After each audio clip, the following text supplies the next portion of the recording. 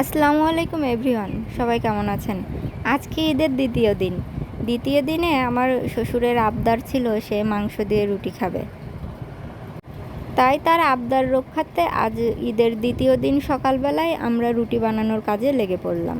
তো আমাদের পরিবারে অনেকগুলো সদস্যই আছি আমরা, এজন্য অনেক রুটি বানানো হলো, প্রায় 20 থেকে 30টা রুটি বানালাম। আর আমার রুটিগুলো বানানোর সময় গোল হতে চায় না, তাও একটু চেষ্টা করে গোল করার চেষ্টা করছি যাতে রুটিগুলো একটু গোল হয়।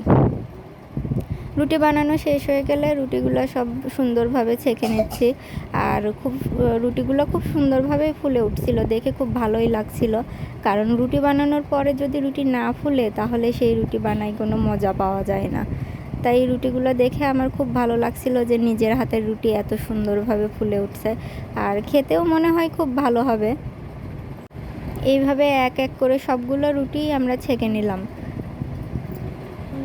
আর মাটির চুলোতে রান্না করার মজাই আলাদা, টেস্টও অনেক মজার হয়। রান্না করা শেষ হয়ে গেলে এইভাবে আমরা রুটিগুলো পরিবেশন করলাম। আর মাংস দিয়ে রুটি খেতে অনেক মজা লাগে। আপনাদের কার কার এই মাংস দিয়ে রুটি খেতে ভালো লাগে জানাবেন কমেন্ট করে।